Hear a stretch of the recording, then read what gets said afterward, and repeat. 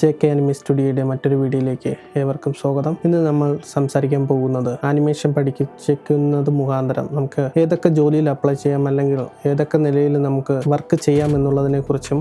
First നമുക്ക് ഈ blender എന്ന് പറയുന്ന സോഫ്റ്റ്വെയർ അല്ലെങ്കിൽ ആനിമേഷൻ പഠിച്ചു കഴിഞ്ഞാൽ ആനിമേഷൻ ബ്ലെൻഡർ അല്ല, മായ, അൺറിയൽ എഞ്ചിൻ ഏത് സോഫ്റ്റ്വെയറിൽ നമ്മൾ പഠിച്ചാലും ഏതൊക്കെ നിലയിലാണ് നമുക്ക് ജോബ് ഓപ്പർച്യൂണിറ്റി ഉള്ളത്, അല്ലെങ്കിൽ ഏതൊക്കെ രീതിയിൽ നമുക്ക് ജോലി ചെയ്യാം എന്നുള്ളതിനെ കുറിച്ചാണ് നമുക്കിന്ന് നോക്കാൻ പോകുന്നത്.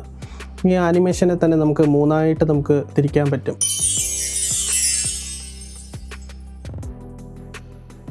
ഫസ്റ്റ് എന്ന് പറയുന്നത് ഏറ്റവും അതിൻ്റെ ഫണ്ടമെൻ്റൽ എന്ന് പറയുന്നത് മോഡലിംഗ് ആണ്.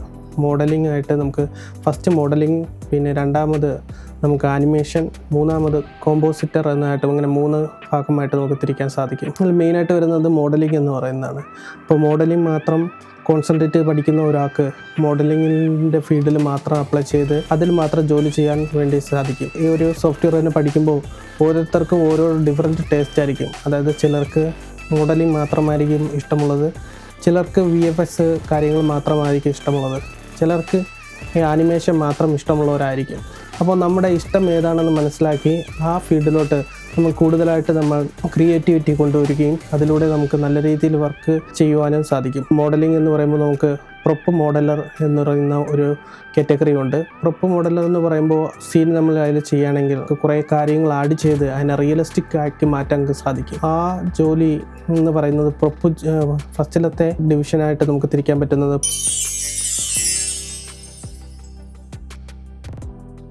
പ്രൊപ്പ് മോഡലർ എന്ന് പറയുന്ന ഒരു കാറ്റഗറിയാണ്. പ്രൊപ്പ് മോഡലറായിട്ട് വർക്ക് ചെയ്യുന്ന ഒരാൾക്ക് സ്ട്രീറ്റാണ് നമ്മളിപ്പോൾ ചെയ്യാൻ ആലോചിക്കുന്നതെങ്കിൽ ആ സ്ട്രീറ്റിൽ നമുക്ക് എന്തൊക്കെ കാര്യങ്ങൾ അതിൽ ഉൾപ്പെടുത്തി കഴിഞ്ഞാൽ സീന് നമുക്ക് എങ്ങനെ റിയലിസ്റ്റിക് ആയിട്ട് തീർക്കാം എന്നുള്ളത് മോഡലറിന് കറക്റ്റായിട്ട് അറിയാൻ പറ്റും. ആ രീതിയിൽ കോൺസെൻട്രേറ്റ് ചെയ്ത് പഠിക്കുന്നവർക്ക് ആ പ്രൊപ്പ് മോഡലർ എന്ന് പറയുന്ന ജോബ് വേക്കൻസിയിലോട്ട് അവർക്ക് അപ്ലൈ ചെയ്യാൻ പറ്റും, അല്ലെങ്കിൽ ആ നിലയിൽ അവരുടെ കരിയർ മുന്നോട്ട് കൊണ്ടുപോകാൻ സാധിക്കും.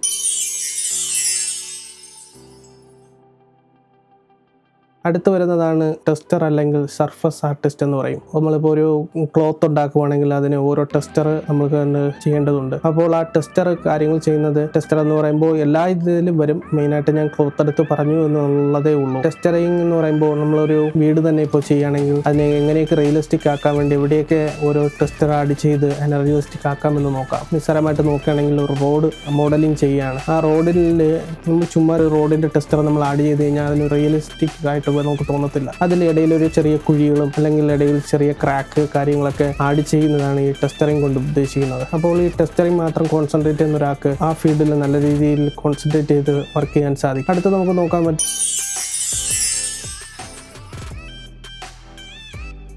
ാണ് എൻവയൺമെൻറ്റ് മോഡലർ. നമ്മളൊരു സീന് മോഡൽ ചെയ്യുമ്പോൾ അത് മെയിനായിട്ട് ഒരു എൻവയൺമെൻറ്റ് വരികയാണെങ്കിൽ ആ എൻവയൺമെൻറ്റ് മോഡലിംഗ് എന്ന് പറയുന്ന ഒരു മെയിനായിട്ട് ഉള്ളൊരു ജോബാണ് എൻവയൺമെൻറ്റ് മോഡലർ. നിറയെ കാര്യങ്ങൾ സിനിമയാകട്ടെ, ഗെയിം മോഡലിംഗിലാണ്, ഗെയിം ഡെവലപ്മെൻറ്റിലാവട്ടെ, എൻവയൺമെൻറ്റ് മോഡലർ എന്ന് പറയുന്നത് ഒരു വലിയൊരു ഓപ്പർച്യൂണിറ്റി തന്നെയാണ്.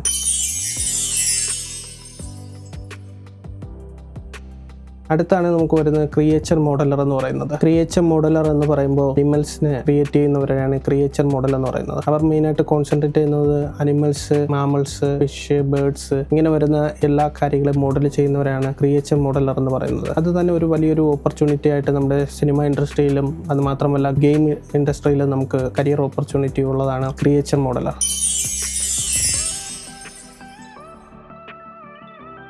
അടുത്ത് വരുന്നത് ഓപ്പർച്യൂണിറ്റി എന്ന് പറയുന്നത് ക്യാരക്ടർ മോഡലറാണ്. ക്യാരക്ടർ മോഡലർ എന്ന് പറയുമ്പോൾ ഓരോ ക്യാരക്ടറിനെ ഡെവലപ്പ് ചെയ്യുന്നതാണ്. നമുക്ക് ഈ സിനിമകളിൽ തന്നെ ഈ അവഞ്ചേഴ്സ് സിനിമകളൊക്കെ നോക്കിയാൽ ഓരോ ക്യാരക്ടർ അവർ മോഡൽ ചെയ്ത് ഉണ്ടാക്കിയെടുക്കുന്നതാണ് അവരുടെ ജോലി എന്ന് പറയുന്നത്. ഒരു ക്യാരക്ടർ തന്നെ അല്ലെങ്കിൽ ഒരാളെ തന്നെ ഉണ്ടാക്കി അവരുടെ ബോഡി ഷേപ്പ് കാര്യങ്ങളെല്ലാം ഉൾക്കൊള്ളിച്ചുകൊണ്ട് അതിനെ മാത്രം ഫോക്കസ് ചെയ്ത് വർക്ക് ചെയ്യുന്നവരാണ് ഈ ക്യാരക്ടർ മോഡലർ എന്ന് പറയുന്നത്.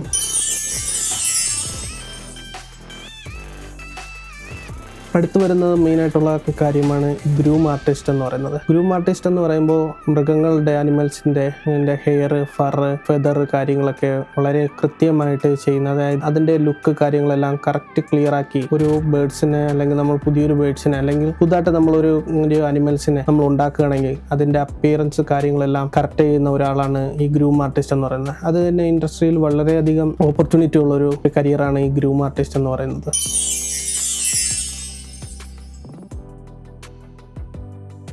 അടുത്ത ഈ മോഡലിംഗ് സെഷനിൽ അവസാനമായിട്ടുള്ള ജോബ് ഓപ്പർച്യൂണിറ്റിയാണ് ലുക്ക് ഡെവലപ്മെന്റ് ആർട്ടിസ്റ്റ് എന്നാണ് അവർ പറയുന്നത്. ഡെവലപ്മെന്റ് ആർട്ടിസ്റ്റ് എന്ന് പറയുമ്പോൾ ഓവറോൾ ഒരു മോഡലിങ്ങും കാര്യങ്ങളും ഒക്കെ ചെയ്ത് കഴിഞ്ഞതിന് ശേഷം അതിൻ്റെ ലുക്ക് കാര്യങ്ങളെല്ലാം പ്രത്യേകമായിട്ട് ലൈറ്റിങ്ങും ആനിമേഷനും കാര്യങ്ങളും നോക്കുന്ന ആളാണ്. അതായത് ഫൈനലായിട്ട് അതിനെ നോക്കുന്ന ആളാണ് ലുക്ക് ഡെവലപ്മെന്റ് ആർട്ടിസ്റ്റ് എന്ന് പറയുന്നത്. അത് റെൻഡർ ചെയ്യുന്നതിനും കോമ്പോസിറ്റ് ചെയ്യുന്നതിന് മുമ്പേ അതിൻ്റെ ലൈറ്റും കാര്യങ്ങളും അതിൻ്റെ ഓരോ ഫ്ലോയും കാര്യങ്ങളും നോക്കുന്നതാണ് അവരുടെ ചുമതല എന്ന് പറയുന്നത്. ഇതാണ് നമുക്ക് മോഡലിംഗ് സെഷനിൽ നമുക്ക് കാണാൻ സാധിക്കുന്ന ജോബ് ഓപ്പർച്യൂണിറ്റി. അല്ലെങ്കിൽ നമുക്ക് മോഡലിംഗ് സെഷനിൽ ഏതൊക്കെ ഫീൽഡിൽ വർക്ക് ചെയ്യാൻ പറ്റും ജോബ് ഓപ്പർച്യൂണിറ്റി എന്ന് പറയുന്നത്, അല്ലെങ്കിൽ ഒരു കാര്യം മാത്രം ഫോക്കസ് ചെയ്ത് പഠിക്കാൻ ഉദ്ദേശിക്കുന്നവർക്കുള്ള ജോലി എന്ന് പറയുന്നത് ഇത്രയും കാര്യങ്ങളാണ് നമുക്ക് ചെയ്യാൻ സാധിക്കുന്നത്.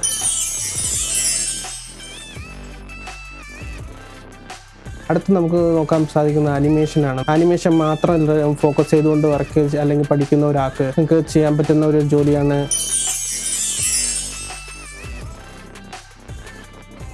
ക്യാരക്ടർ ആനിമേഷൻ എന്ന് പറയുന്നത്. ക്യാരക്ടർ ആനിമേഷൻ എന്ന് പറയുന്ന ഒരു ആനിമേഷനിൽ തന്നെ ഏറ്റവും ഇമ്പോർട്ടൻ്റ് ആയുള്ള ഒരു കാര്യമാണ് ഒരു ക്യാരക്ടർ ആനിമേഷൻ എന്ന് പറയുന്നത്. നമ്മളൊരു മോഡലിംഗ് ചെയ്യുന്ന ഒരാൾ ഒരു ക്യാരക്ടറെ മോഡൽ ചെയ്ത് നമ്മുടെ അടുത്ത് കൊണ്ട് തരുമ്പോൾ ക്യാരക്ടർ ആനിമേറ്റർ ചെയ്യേണ്ടത് എങ്ങനെ ആനിമേറ്റ് ചെയ്യാം, അതിനെ എങ്ങനെ റിഗ് ചെയ്തിട്ട് എങ്ങനെയാണ് റിയലിസ്റ്റിക് ആയിട്ട് അല്ലെങ്കിൽ മൂവ്മെൻറ്റ് കൊടുക്കാൻ പറ്റുമെന്നാണ് ഈ ക്യാരക്ടർ ആനിമേറ്റർ നോക്കേണ്ടത്.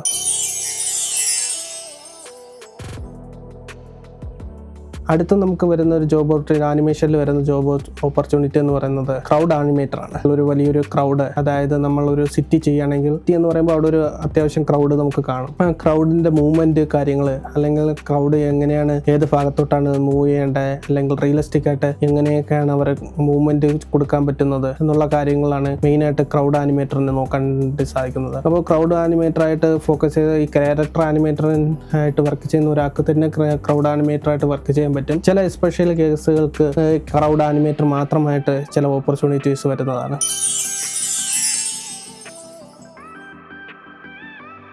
അടുത്ത് നമുക്ക് നോക്കേണ്ടതാണ് ക്രിയേച്ചർ ആനിമേറ്റർ. ക്രിയേച്ചർ ആനിമേറ്റർ എന്ന് പറയുമ്പോൾ അനിമൽസിനെ മെയിനായിട്ട് ഫോക്കസ് ചെയ്തിട്ടുള്ളതാണ് ക്രിയേച്ചർ ആനിമേറ്റർ. ക്രിയേച്ചർ ആനിമേറ്റർ മെയിനായിട്ട് ഫോക്കസ് ചെയ്യുന്നത് ഈ അനിമൽസിൻ്റെ മൂവ്മെൻറ്റ് കാര്യങ്ങളും അനിമൽസിൻ്റെ ആനിമേഷൻ എങ്ങനെയായിരിക്കണം. ഗോഡ്സില്ല എന്ന് പറയുന്ന ആ മൂവി, അതിൽ ആ ഗോഡ്സില്ലയുടെ മൂവ്മെൻറ്റും കാര്യങ്ങളും എല്ലാം നമുക്ക് നോക്കുമ്പോൾ വളരെ റിയലിസ്റ്റിക് ആയിട്ട് നമുക്ക് ഇവിടെ കാണാൻ സാധിക്കുന്നുണ്ട്. അത് മെയിനായിട്ട് ഫോക്കസ് ചെയ്യുന്നത് ഈ ക്രിയേറ്റർ ആനിമേറ്ററാണ് അതിനുവേണ്ടി മെയിനായിട്ട് വർക്ക് ചെയ്യുന്നത്. അത് നമുക്ക് ഗെയിം ഇൻഡസ്ട്രിയിലാവട്ടെ ആനിമേഷൻ ഇൻഡസ്ട്രിയിലാവട്ടെ നല്ലൊരു ഓപ്പർച്യൂണിറ്റിയിലുള്ള ജോബ് ഓപ്പർച്യൂണിറ്റിയാണ് ക്രിയേച്ചർ ആനിമേറ്റർ എന്ന് പറയുന്നത്.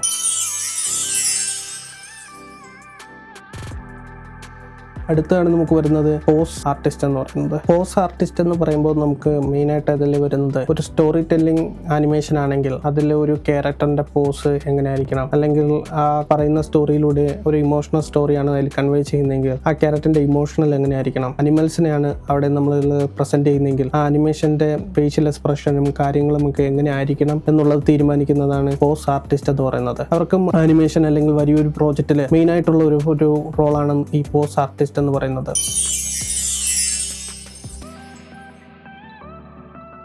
അടുത്ത് നമുക്ക് നോക്കാൻ സാധിക്കുന്ന അടുത്ത ജോബ് ഓപ്പർച്യൂണിറ്റി എന്ന് പറയുന്നത് ഫേഷ്യൽ ആനിമേറ്റർ എന്ന് പറയുന്നത്. ആനിമേഷൻ ഫീൽഡിൽ ഏറ്റവും മെയിനായിട്ട് വേണ്ടുന്ന ഒരു ജോബ് ഓപ്പർച്യൂണിറ്റിയാണ് ഈ ഫേഷ്യൽ ആനിമേറ്റർ എന്ന് പറയുന്നത്. അതിന് ഫേഷ്യൽ ആനിമേറ്ററിന് വളരെയധികം ഇമ്പോർട്ടൻറ്റ് കൊടുക്കുന്നതാണ് ആനിമേഷനിൽ. ആനിമേഷനിലാവട്ടെ നമുക്കൊരു ക്യാരക്ടറിൻ്റെ ഫേഷ്യൽ ഇംപ്രഷൻ കൊണ്ട് തന്നെ നമുക്ക് മനസ്സിലാക്കാം ആനിമേറ്റർ ഹാപ്പിയാണോ അല്ലെങ്കിൽ സാഡാണോ. ഒരു ഇമോഷൻ കൺവേ ചെയ്യുന്നത് ഒരു ഫേഷ്യൽ എക്സ്പ്രഷനിലൂടെയാണ്. അപ്പോൾ ആ ഫേഷ്യൽ എക്സ്പ്രഷൻ ചെയ്യുന്ന ഒരു ക്യാരക്ടറിനെ കുറിച്ച് പൂർണ്ണമായിട്ടുള്ള ഒരു ഐഡിയ ഉണ്ടെങ്കിൽ മാത്രമേ അത് നമുക്ക് ചെയ്ത് ഒരു സക്സസ്ഫുൾ ആയിട്ടുള്ള ഒരു പ്രോജക്റ്റിലോട്ട് നമുക്ക് കൊണ്ടുവരാൻ സാധിക്കുള്ളൂ. ഫേഷ്യൽ ആനിമേറ്റർ എന്ന് പറയുന്നത് മെയിനായിട്ട് ഫോക്കസ് ചെയ്യുന്നത് ഫേഷ്യലുകൊണ്ട് എക്സ്പ്രഷനും ഫേസുകളുടെ ആനിമേഷനും ഓരോ മൈന്യൂട്ട് ചലനങ്ങളും മെയിനായിട്ട് ഫോക്കസ് ചെയ്യുന്നതാണ് ഈ ഫേഷ്യൽ ആനിമേറ്റർ എന്ന് പറയുന്നത്.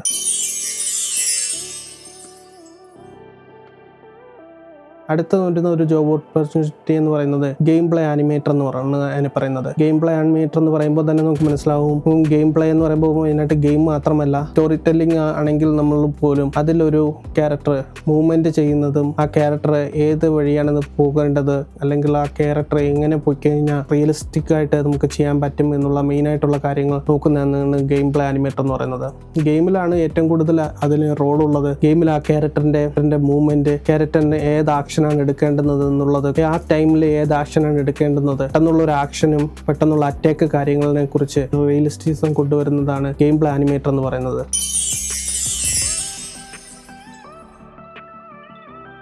അടുത്തുള്ള ജോബ് ഓപ്പർച്യൂണിറ്റി എന്ന് പറഞ്ഞാൽ കോമ്പോസിഷൻ സെക്ഷനിലാണ്. കോമ്പോസിഷൻ സെക്ഷൻ എന്ന് പറയുമ്പോൾ അതിൽ വൈഡായിട്ടൊരു വലിയൊരു പ്രോജക്റ്റിൻ്റെ അല്ലെങ്കിൽ ഒരു ആനിമേഷൻ്റെ മെയിൻ ഘടകമാണ് ഈ കോമ്പോസിഷൻ എന്ന് പറയുന്നത്. എല്ലാ വർക്ക് മോഡലിങ്ങും ടെസ്റ്ററിങ്ങും ആനിമേഷനും എല്ലാം കഴിഞ്ഞതിന് ശേഷം നേരെ പോകുന്നത് കോമ്പോസിഷൻ എന്ന് പറയുന്ന ഫീൽഡിലോട്ടാണ്. ആ കോമ്പോസിഷൻ ഫീൽഡിൽ എന്തൊക്കെ ജോബ് ഓപ്പർച്യൂണിറ്റിയാണ് ഉള്ളത് എന്ന്, അല്ലെങ്കിൽ ആ ഫീൽഡ് മാത്രം ഫോക്കസ് ചെയ്യുന്നവർക്ക് ഏതൊക്കെ ഫീൽഡിലാണ് വർക്ക് ചെയ്യാൻ അല്ലെങ്കിൽ ഏതൊക്കെ ഫീൽഡ് ഫോക്കസ് ചെയ്യാൻ സാധിക്കുമെന്നുള്ളത് നമുക്ക് തുടർന്ന് നോക്കാം. ഒരു കോമ്പോസിറ്റർ ആകുമ്പോൾ ഫുൾ ഓവറോൾ ഐഡിയ അല്ലെങ്കിൽ ഈ നമ്മൾ ചെയ്യാൻ പോകുന്ന ആനിമേഷൻ്റെ അല്ലെങ്കിൽ ആ ചെയ്തിരിക്കുന്ന ആനിമേഷൻ്റെ ഫുൾ ഐഡിയ എന്താണ്, അതിൻ്റെ സ്റ്റോറി എന്താണ്, അതിൻ്റെ കാര്യങ്ങൾ എന്താണ്, അത് കൺവേ ചെയ്യാൻ ഉദ്ദേശിക്കുന്നത്, ഇമോഷനാണോ സീന് എന്താണെന്നുള്ള പൂർണ്ണ ഐഡിയ വേണ്ട ഒരാളാണ് ഈ കോമ്പോസിറ്റർ എന്ന് പറയുമ്പോൾ. കോമ്പോസിറ്ററിൽ വന്നിട്ട്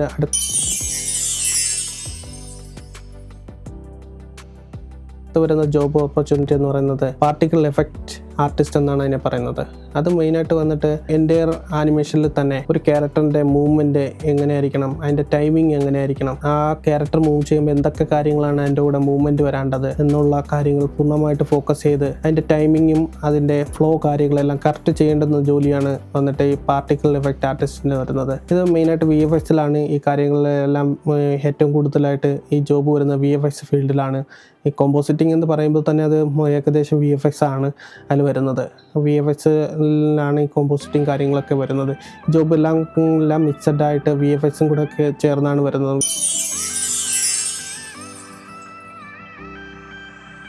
കോമ്പോസിറ്ററിൽ അടുത്ത് വരുന്ന ഒരു ജോബ് ഓപ്പർച്യൂണിറ്റിയാണ് മാറ്റ് പെയിൻറ്റർ എന്ന് പറയുന്നത്.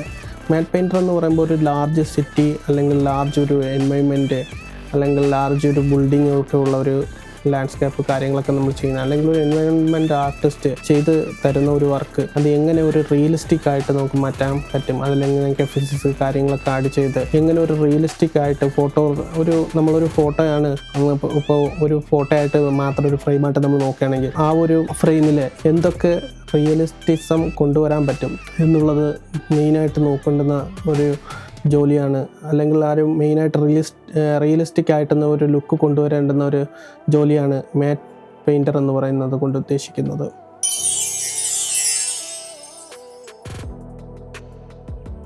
കോമ്പോസിറ്ററിൽ അടുത്ത് വരുന്ന ഒരു ജോബ് ഓപ്പർച്യൂണിറ്റി എന്ന് പറയുന്നത് ഓൺസെറ്റ് ഡാറ്റ വ്രാംഗ്ലർ എന്നാണ് അവരെ പറയുന്നത്. അത് വന്നിട്ട് മെയിനായിട്ട് ഈ ഡാറ്റ വ്രാംഗ്ലർ ചെയ്യേണ്ടുന്ന കാര്യം എന്ന് പറയുന്നത് ഒരു സീനിൽ നമുക്ക് ഔട്ട്പുട്ട് കിട്ടുന്നത് ഒരു ക്യാമറ വഴിയാണ്.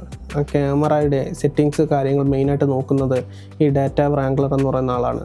അവർക്ക് ഈ ഏത് ക്യാമറയാണ് യൂസ് ചെയ്യേണ്ടത്, എങ്ങനത്തെയാണ് ലെൻസ്, അല്ലെങ്കിൽ അതിൻ്റെ ഫോക്കൽ ലെന്ത് എന്താണ്, അല്ലെങ്കിൽ ആ ക്യാമറയുടെ ടിൽറ്റ്, ക്യാമറയുടെ മൂവ്മെൻറ്റ് കാര്യങ്ങൾ, ആ ക്യാമറയ്ക്ക് എങ്ങനെയാണ് നല്ലൊരു വിഷ്വൽ കൊണ്ടുവരാം അല്ലെങ്കിൽ എങ്ങനെ ഒരു നല്ലൊരു മൂവ്മെൻറ്റിലൂടെ ഒരു നല്ലൊരു വിഷ്വൽ ക്രിയേറ്റ് ചെയ്യാം എന്നുള്ള കാര്യങ്ങൾ നോക്കേണ്ടുന്നത് ഈ ഓൺസെറ്റ് ഡാറ്റ വ്രാംഗ്ലർ എന്ന് പറയുന്ന അല്ലെങ്കിൽ ആ പൊസിഷനിലുള്ളവരാണ് ആ കാര്യങ്ങൾ മെയിനായിട്ട് ഒരു വലിയൊരു പ്രോജക്റ്റിൽ നോക്കേണ്ടതാണ്. ഇപ്പോൾ ഓൺസെറ്റ് ഡാറ്റ വ്രാംഗ്ലറാണ് ക്യാമറ മൂവ്മെൻറ്റ് കാര്യങ്ങൾ അല്ലെങ്കിൽ ഒരു സീനിലെ ഒരു നല്ലൊരു വിഷ്വൽ ഒരു ക്യാമറ മൂവ്മെൻറ്റ് കൊണ്ടാണ് നമുക്ക് ആ നല്ലൊരു വിഷ്വൽ നമുക്ക് ലഭിക്കുന്നത്.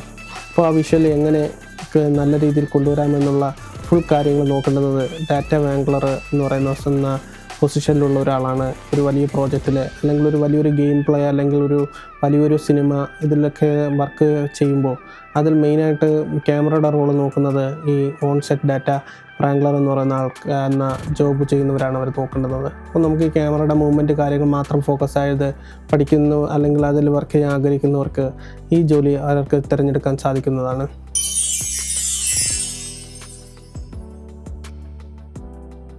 അടുത്ത് വരുന്നതാണ് കോമ്പോസിറ്ററിൽ മെയിനായിട്ട് വരുന്നതാണ് ക്യാരക്ടർ എഫക്ട്സ് ആർട്ടിസ്റ്റ് എന്നാണ് അതിനെ പറയുന്നത്. അതിനെക്കുറിച്ച് നമുക്ക് നോക്കാം. കോമ്പോസിറ്ററിൽ അടുത്ത് ഏറ്റവും അവസാനമായിട്ട് വരുന്ന ജോബ് എന്ന് പറയുന്നത് ക്യാരക്ടർ എഫക്ട്സ് ആർട്ടിസ്റ്റ് എന്നാണ്. അപ്പോൾ ക്യാരക്ടർ എഫക്ട്സ് ആർട്ടിസ്റ്റ് എന്ന് നമുക്ക് പറയുമ്പോൾ തന്നെ ഓർമ്മ വരുന്നത് തന്നെ ക്യാരക്ടർ എന്ന് പറയുമ്പോൾ ഒരു ക്യാരക്ടറിൻ്റെ മൂവ്മെൻറ്റ് കാര്യങ്ങളിൽ വരുന്നതാണ്. ഈ മസിൽസ്, ഈ വെയിന് കാര്യങ്ങളൊക്കെ വളരെ എടുത്തു പറയേണ്ട ഭാഗമാണ്. ആനിമേഷനിൽ റിയലിസ്റ്റിക് കൊണ്ടുവരുന്നതാണ് ഈ മസിൽസിൻ്റെ മൂവ്മെൻറ്റ്, അതേപോലെ തന്നെ ആ ക്യാരക്ടർ ഇട്ടിരിക്കുന്ന ഡ്രസ്സിൻ്റെ മൂവ്മെൻറ്റ്, അല്ലെങ്കിൽ ഒരു ക്യാരക്ടർ ഒരു ഹേറ്റ് അല്ലെങ്കിൽ ഒരു തൊപ്പി വെച്ചിരിക്കുകയാണെങ്കിൽ ആ തൊപ്പിയുടെ മൂവ്മെൻറ്റ് എങ്ങനെയായിരിക്കണം, അല്ലെങ്കിൽ ഇപ്പോൾ ക്യാരക്ടർ ഇപ്പോൾ ചാടുന്നതാണ് ഒരു ആനിമേഷൻ എങ്കിൽ, ഉദാഹരണത്തിൽ ഒരു ചാടുന്നതാണ് ആനിമേഷൻ എങ്കിൽ ആ ചാടുമ്പോൾ ക്യാരക്ടറിൻ്റെ മസിൽസ് എങ്ങനെ ആയിരിക്കണം, അല്ലെങ്കിൽ ആ ക്യാരക്ടറിൻ്റെ ഡ്രസ്സ് കാര്യങ്ങൾ എങ്ങനെ മൂവ് ചെയ്യണം എന്നുള്ള പൂർണ്ണമായിട്ടുള്ള മൂവ്മെൻറ്റ് കാര്യങ്ങൾ ചെക്ക് ചെയ്യേണ്ടതും അത് കറക്റ്റ് ചെയ്യുന്ന ജോലിയാണ് ക്യാരക്ടർ എഫക്ട്സ് ആർട്ടിസ്റ്റ് എന്ന് പറയുന്നത്. അപ്പോൾ നമ്മൾ ഇന്ന് നോക്കിയ കാര്യങ്ങൾ എന്തൊക്കെയെന്ന് വെച്ചാൽ ബ്ലെൻഡറിൻ്റെ ജോബ് ഓപ്പർച്യൂണിറ്റിയെക്കുറിച്ചാണ് നമ്മളിന്ന് നോക്കിയത്. ബ്ലെൻഡർ ഏതൊക്കെ രീതിയിൽ ഫീൽഡിൽ പഠിച്ചു കഴിഞ്ഞാൽ ഏതൊക്കെ ഫീൽഡിലോട്ട് നമുക്ക് തിരിഞ്ഞു പോകാം എന്നുള്ള കാര്യങ്ങൾ നോക്കി. അപ്പോൾ അടുത്ത വീഡിയോയുമായിട്ട് നമുക്ക് വീണ്ടും കാണാം. നിങ്ങളാരും ഈ ചാനൽ സബ്സ്ക്രൈബ് ചെയ്തിട്ടില്ലെങ്കിൽ ദയവായി സബ്സ്ക്രൈബ് ചെയ്ത് എന്നെ സപ്പോർട്ട് ചെയ്യുക. നിങ്ങളുടെ എന്തെങ്കിലും അഭിപ്രായങ്ങൾ കാര്യങ്ങൾ എന്തെങ്കിലും ഉണ്ടെങ്കിൽ ഈ വീഡിയോയുടെ താഴെ കമൻ്റായിട്ട് രേഖപ്പെടുത്തുക. അപ്പോൾ നമുക്ക് അടുത്ത വീഡിയോ കാണുന്നവരെ സ്റ്റേ ട്യൂൺ.